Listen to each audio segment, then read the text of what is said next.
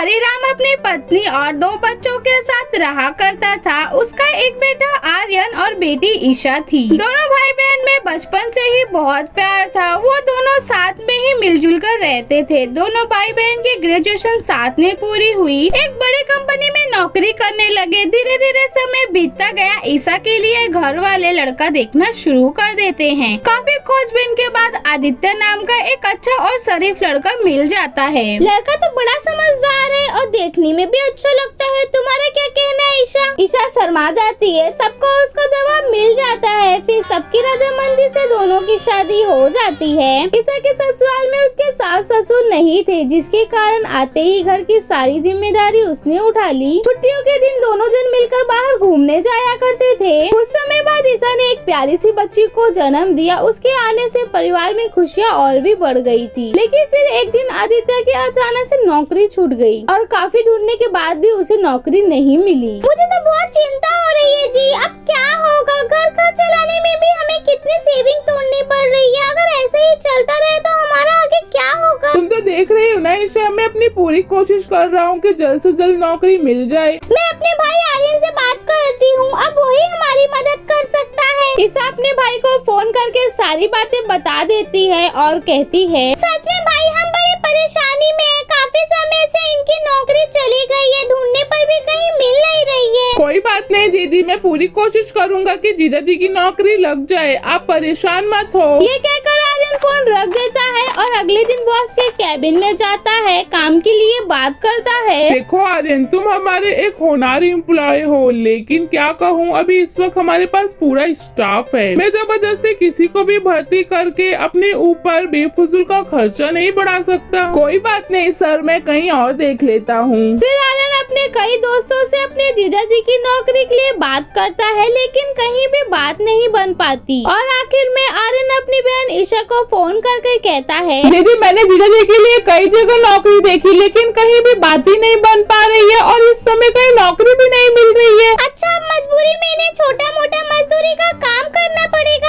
वैसे दीदी, आपको कोई भी आर्थिक स्थिति की जरूरत हो तो आप मुझसे बिल्कुल मत शर्माना, बेझिझक मुझे कह देना। अब आदित्य को मजबूरन माल पहुंचाने का काम करना पड़ता है, लेकिन उसकी तनख्वाह कुछ ज्यादा नहीं होती है। बड़ी मुश्किल से घर खर्च जैसे तैसे चल जाता है। उधर आर्यन का प्रमोशन हो जाता है और उसकी माँ मीना देवी उसके लिए लड़की देखने लगती है। फिर एक अमीर घर की लड़की सुरुचि को आर्यन पसंद आ जाता है और वो दोनों शादी के लिए हाँ कर देते हैं। दहेज में आर्यन को 50 लाख नगद, एक गाड़ी और जरूरत की सारी सामान देते हैं। शादी के कुछ समय बाद ही एक दिन ईशा अपने भाई को फोन करती है, भाई आदित्य जी पे बहुत कर्जा हो गया है। ओवर टाइम करने के बाद भी इतना नहीं कमा पा रहे हैं। मुश्किल से 13,000 रुपए ही बन पा रहे हैं। अब तो मेरा घर खर्च भी चलाना मुश्किल होता जा रहा है। क्या आप मुझे 30,000 रुपए उधार दे सकते हो? दीदी कुछ समय के बाद ही मैं आपके अकाउंट में 60,000 रुपए डाल दूंगा। थैंक यू भैया, एक आप ही हो जो हमारे इस समय पर साथ दे रही हो। नहीं तो इनके सारे रिश्तेदारों ने हमसे मुंह मोड़ लिया था। जब इनकी अच्छी खासी नौकरी थी तो सारे लोग बात करते थे, लेकिन जब से इनकी नौकरी चली गई है तो कोई इन्हें पूछता भी नहीं है। दीदी आपको जब भी पैसों की जरूरत हो तो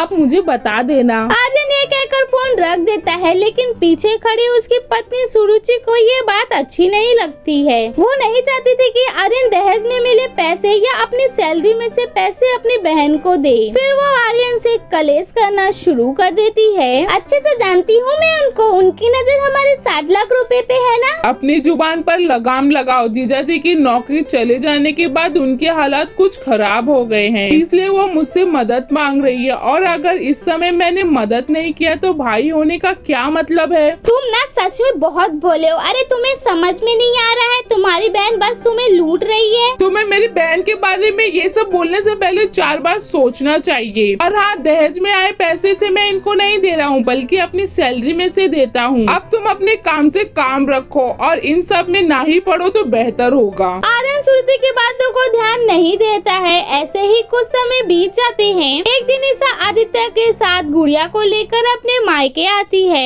ईशा तो अपनी भाभी से अच्छे से बात करती, लेकिन श्रुति उससे कुछ उखड़ी उखड़ी रहती। कुछ देर बाद सब लोग खाने के लिए बैठ जाते हैं। सुरुचि ने सबके लिए गर्मा गर्म पराठे बनाए थे। आदित्य ने अपने तीनों पराठे खाने के बाद एक और पराठे जैसे ही लेने के लिए बढ़ता है, सुरुचि उसे गुस्से से कहती है, अब ये पराठे आर्यन के लिए हैं, वो आकर इसे खाएंगे। मैंने आपके लिए 3 पराठे बनाए थे जो कि आप खा चुके हैं। आप अब इसे हाथ मत लगाइए। मैं तो ये सोच के खा रहा था कि पराठे बहुत अच्छे बने हैं, इसलिए मेरे खाने की इच्छा हुई, लेकिन अब मेरा पेट भर गया है, मुझे नहीं खाना है। बेटे, मैं सुरुचि की तरफ से तुमसे माफी मांगती हूँ। अब तुम ये पराठे खा लो। अपनी सास के बार बार कहने पे आदित्य वो पराठे खा लेता है। उधर सुरुचि गुस्से में रसोई में बर्तन पटकने लगती है। फिर आर्यन बाहर आता है तो कहता है, माया, रसोई में बर्तन पटकने की आवाज क्यों आ रही है? आपने सुरुचि को कुछ कहा क्या? अरे नहीं भाई, वो क्या है ना, लगता है भाभी की तबीयत थोड़ा ठीक नहीं है, इसलिए वो शायद थोड़ा गुस्से में है। ओह अच्छा, कोई बात नहीं, वो ठीक हो जाएगी।